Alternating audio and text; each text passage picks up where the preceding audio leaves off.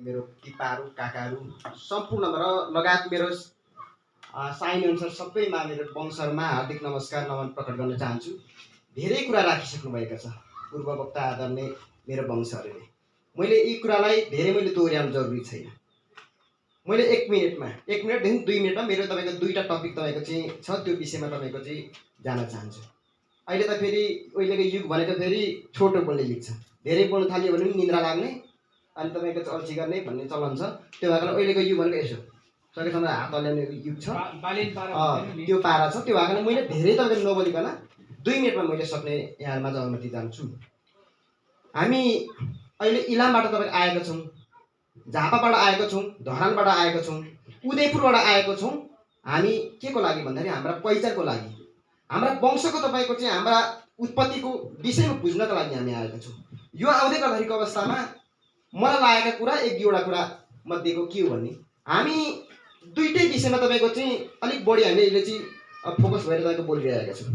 हाम्रा तपाईको चाहिँ एक त एउटा उत्पत्ति रतनछामा भएको एक भाइ बसी, एक भाइ तपाईको तल दिनुवामा बसे। यो बस्दै गर्दाखेरिको अवस्थामा हामीमा दुईटा तपाईको चाहिँ विश्लेषणहरू भइरहेका छ आदरणीय वंशहरू। जस्तो हामी तपाईको चाहिँ दिनुवा कोसीपारीको तपाईको चाहिँ दाजुभाइले हाम्रो उत्पत्ति त दिल्पा हो भनेर भनिरहेका छौँ। रतनछा लगायत तपाईको चाहिँ कार्तिकेयका आदरणीय दाजुभाइहरूले चाहिँ हाम्रो उत्पत्ति लामाको निर्मली डाँडा भनिरहेका छौँ।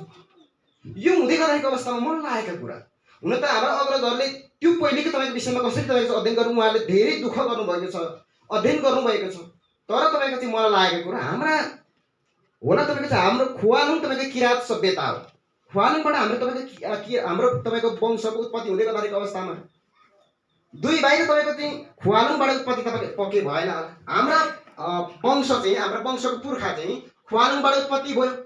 उत्पत्ति भइसकेपछि त त्यो दुई भाइ तपाईँको जन्म तपाईँको जन्माउनको लागि त कुनै ठाउँमा तपाईँको बसेको हुनुपर्छ।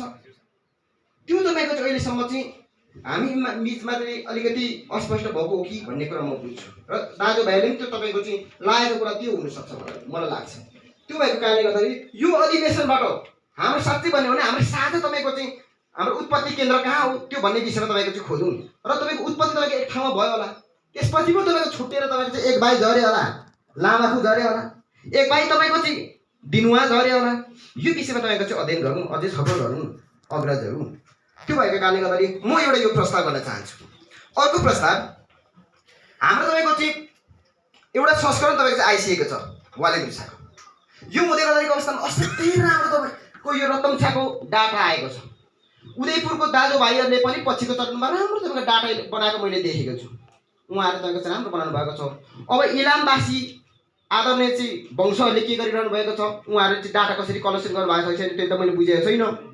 अब तपाईँको चाहिँ मोरमा बस्ने हाम्रा चाहिँ एकजना चाहिँ अग्रज व्यक्ति हाम्रो वंशले चाहिँ एउटा लिस्ट ल्याउनु भएको छ। अब हामीले हाम्रो 85मा पनि तपाईँको चाहिँ एउटा भएको समयको समस्या नै हो। अहिले तपाईँको चाहिँ हाम्रो वसुन्धरा भनिसक्नु भएको छ। हाम्रो केही न केही तपाईँको चाहिँ अस्पष्ट तपाईँको भयो। पहिलो तपाईँको पुस्तकमा हामीले त्यो सहभागी गराउन सकिएन। हाम्रो तपाईँको चाहिँ जो तपाईँको चाहिँ व्यक्ति जनप्रतिनिधि भए, जो व्यक्ति तपाईँको चाहिँ कर्मचारी भए, त्यो व्यक्तिको मात्रै पहिचान खुल्ला गऱ्यौँ।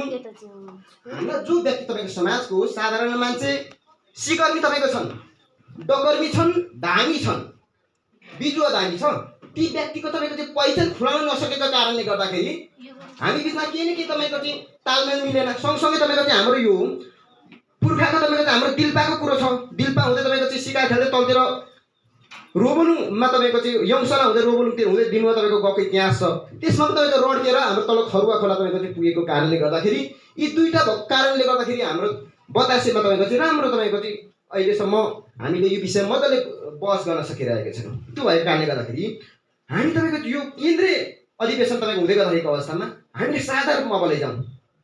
हामीले तपाईँको साझा रूपमा के लैजाउँ भन्दा हाम्रो जस्तो यहाँ तपाईँको चाहिँ केन्द्रीय अधिवेशनबाट दिनुवाको दाजुभाइ अथवा दिनुवातिर चाहिँ गएको दाजुभाइले जे गर्नुहुन्छ त उहाँले जसरी तपाईँको चाहिँ बनाउनुहुन्छ त उहाँलाई खुल्ला दिउँ। अथवा तपाईँको चाहिँ हामी तपाईँको दिनुवापट्टि अथवा पारी कोसी पारीतिर बस्ने तपाईँको दाजुभाइले रतनछाको दाजुभाइले जे गर्नुहुन्छ त खुल्ला दिउँ भन्ने कुरा नगरौँ। हामीले साझा रूपमा लैजाउँ। हामीले जो तपाईँको जनप्रतिनिधि तपाईँको हुनुहुन्छ जनप्रतिनिधिको कुरा उल्लेख गरौँ। जो तपाईँको सरकारी कर्मचारी हुनुहुन्छ उहाँहरूको कुरा उल्लेख गरौँ।